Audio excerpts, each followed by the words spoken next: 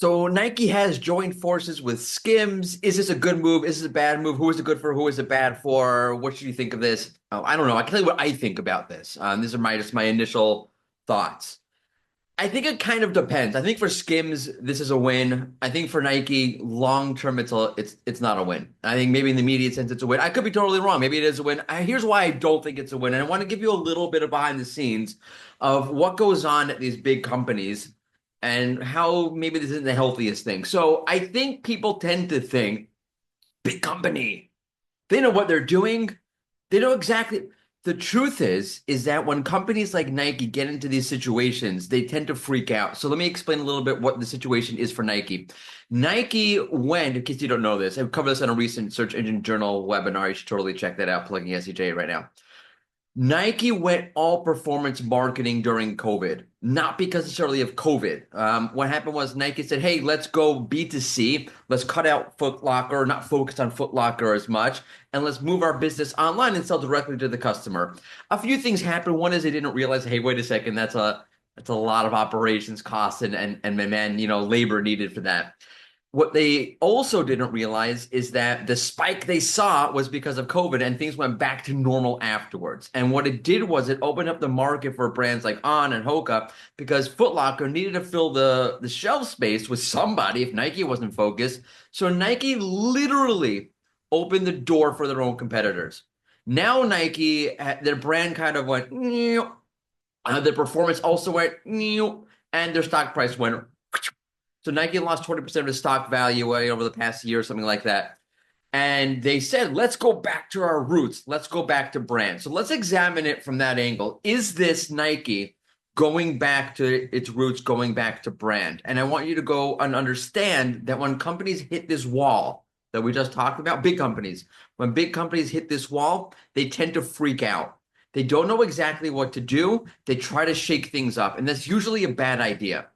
What you really want to do if you're in this situation is you want to first stop. Just stop. You either need to bring somebody in or you need to really stop. In both cases, you need to pause. One is more of a soft pause, one is more of a hard stop. And you need to get some perspective. And in order to get perspective, you have to take a step back. And the companies almost never do because what happens is there's competing interests. You have teams who are looking for who are engaged and their performance is literally hinged on, their jobs are hinged on immediate ROI. There's the stock price, there's all the board, there's all these factors pushing these big companies to not pause, not stop, and to just push, and go. But what you really need to do is pause and gain some perspective, and then you need to diagnose. And in order to diagnose, you need to give yourself some space in order to do that. But the diagnosing part usually never happens at these big companies because of the immediate push for the ROI. And I know it seems like they must know what they're doing. They have a huge team, whatever. They don't. And it's a little bit misleading. It's like a false sense of security. You're so used to Nike being, oh, wow, what a brand. Big company, so successful that you would never think that that's like it's as chaotic as it actually is. And I'm telling you, it's more chaotic than you think it actually is. And they don't take that pause, and therefore they don't diagnose. And the diagnosis is the most important thing you could possibly do in a situation where now your brand has kind of faltered or got stuck or stagnated, or there's a change in sentiment towards the brand, or particularly a negative sentiment towards the brand now, where previously there was a positive or a neutral, I guess. And the diagnosis should lead to the plan. That should naturally flow. Like the plan, everyone's on the plan, the plan.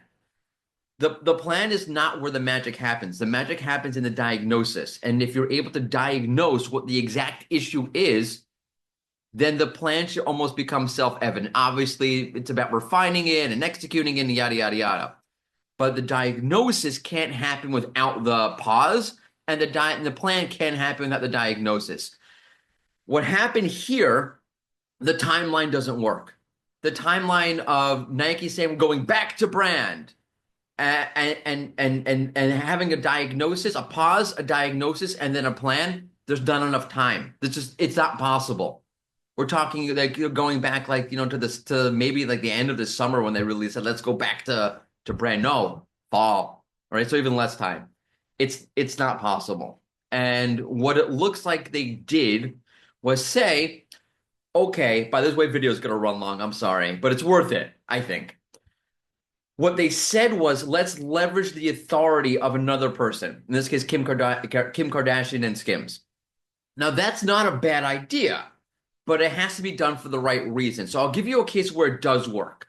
When the New York Times, and I love this brand, not the New York Times necessarily, The Athletic. I love The Athletic. Shout out to Claudio Cabrera, the SEO over there.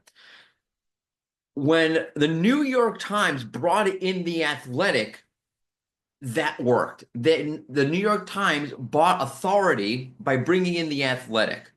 It worked because there was a natural synergy between the two. But all The Athletic did was bolster the New York Times' own identity. Those two identities merged almost instantaneously and seamlessly because they're both news coverage.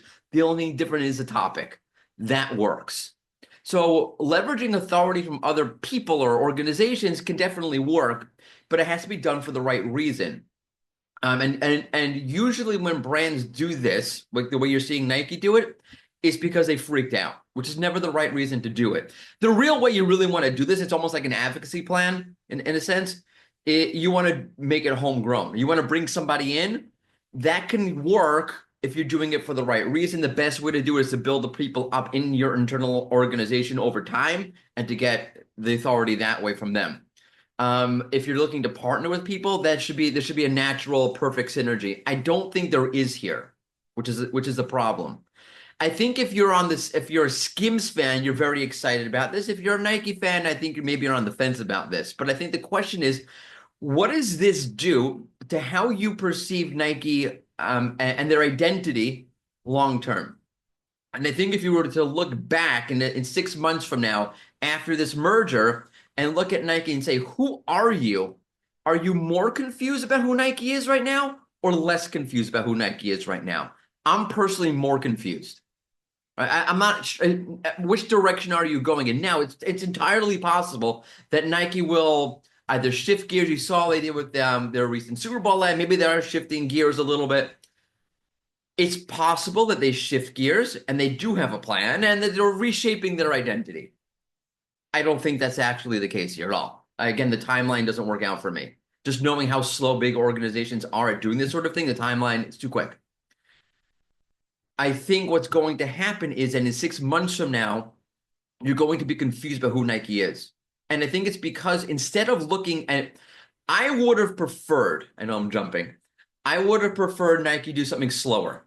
And I think the fact that Nike did something quick is indicative of the fact that they freaked and they went with the hot solution or the big buzz solution, which is, by the way, another like telltale red flag sign. When big companies go with hot big buzz solutions, that's usually a sign of desperation, or it's usually a sign of feeling inferior. For example, when Pepsi did that whole ad campaign where they're going to McDonald's, stealing people's sodas and replacing it with a Pepsi, that just ekes desperation. We are so desperate to be the number 2 to Coke.